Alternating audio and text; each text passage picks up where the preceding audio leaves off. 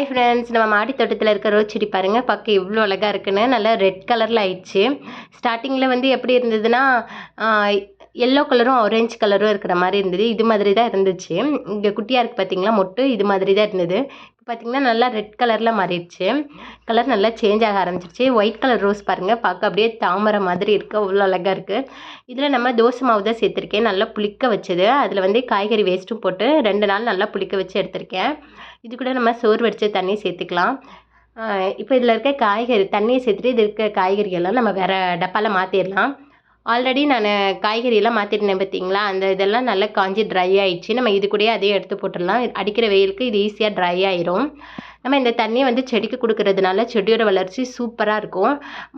மண்ணோட வளர்ச்சியும் மண்ணோட வளம் நல்லா ஆகிறதுனால செடியோட வளர்ச்சி சூப்பராக இருக்கும். நிறைய குட்டி குட்டியாக தளிர்கள் வர ஆரம்பிக்கும். நமக்கு வந்து தளிர் வராத செடிக்கு கூட நீங்கள் இந்த உரத்தை நீங்கள் கொடுக்குறப்ப செடியில் நிறைய தளிர்கள் வர ஆரம்பிக்கும். காய்கள்லாம் நல்லா பெருசு பெருசாக காய்க்கும். நீங்களே நம்ப மாட்டீங்க, அவ்வளோக்குள்ளே பெருசு பெருசாக காய்கள் வரும். பாருங்கள், புதினா செடியில் இவ்வளோ சூப்பராக வளர்ந்துருக்குன்னு. வெயிலில் வந்து புதினாவோட நுனியெல்லாம் கருகிறதுக்கு நிறைய வாய்ப்புகள் இருக்குது. இதுக்கு நீங்கள் இதே மாதிரி தண்ணி கொடுக்குறப்ப செடியோட அந்த நுனி கருகல் ப்ராப்ளம்லாம் வரவே வராது. பாருங்கள், இதில் நல்லா துளிர்கள்லாம் வர ஆரம்பிச்சிருச்சு. ஆல்ரெடி இலைகள் எல்லாம் நல்லா வாடி விழுந்துருச்சு. இப்போ இது மாதிரி உரங்கள் கொடுக்க ஆரம்பிச்சதுலேருந்து நிறைய தளிர்கள் வர ஆரம்பிக்குது. பார்க்க அவ்வளோ அழகாக இருக்குது. நான் இந்த செடி வளருமான்னு பார்த்தேன், பார்த்திங்கன்னா சூப்பராக வளர்ந்து வந்துருச்சு. இதில் வந்து ஒயிட் கலரில் ஃப்ளவர் வரும், குட்டி குட்டியாக பூக்கள் வர ஆரம்பிக்கும். பாருங்கள், இதில் கூட நிறைய தளிர்கள் வர ஆரம்பிச்சிருச்சு. குட்டி குட்டியாக தளிர்கள் வந்திருக்கு. இப்போ தான் ரோஸ் கட் பண்ணி விட்டேன். உடனே வந்து நமக்கு புதுசாக தளிர்கள் வர ஆரம்பிச்சிருச்சு. செடியோட வளர்ச்சி மண் வளமும் நல்லா இருந்துச்சு அப்படின்னா நமக்கு ஒரு வாரத்தில் வந்து புதுசாக தளிர்கள்லாம் வர ஆரம்பிச்சிடும். இது பாருங்கள், அழகு செடி. இதுலேயும் குட்டி குட்டியாக நிறைய தளிர்கள் வந்திருக்கு. இது வந்து சூப்பராக வளருது. இது வந்து அழகு செடி.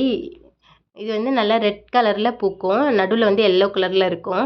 இது வந்து மல்லிகை செடி பாருங்கள், நிறைய குட்டி குட்டியாக மொட்டுக்கள்லாம் வர ஆரம்பிச்சிருச்சு. இப்போ ரீசெண்டாக தான் கட் பண்ணி விட்டேன், ஒரு 10 டேஸ்க்கு முன்னாடி. அதுக்குள்ளே நிறைய தளிர்கள் வந்து மொட்டுக்கள் வர ஆரம்பிச்சிருச்சு. இந்த ஒரே ஒரு பாட்டில் வந்து அவ்வளோ செடி வச்சுருக்கேன், எல்லாமே சூப்பராக வளருது. நிறையா வந்து அதுவாக தான் வளர்ந்து வந்தது. தக்காளி செடியிலலாம் பாருங்கள், நிறைய குட்டி குட்டியாக காய்கள் இருக்குது. இது வந்து பெருசாகிறதுக்கே எப்படி ஒரு 10 நாள் ஆகிடும். இது வந்து நீட்டு தக்காளி மாதிரி இருக்குது, ரவுண்ட் ஷேப்பில் இல்லை. இது வந்து ரவுண்டாக இருக்குது தக்காளி. பாருங்கள், நல்லா பழுத்துருச்சு, கலர் சேஞ்ச் ஆக ஆரம்பிச்சிருச்சு. நாளைக்கு பறிச்சிடலான்னு நினைக்கிறேன். இதுக்கும் நம்ம இதே உரத்தை கொடுத்துடலாம். கொடுக்குறப்ப வந்து செடி இன்னும் காய்கள் நல்லா பெருசாக வரும். நிறைய மொட்டுக்கள் வர ஆரம்பிக்கும், நிறைய காய்கள்லாம் நமக்கு கொடுக்கும்.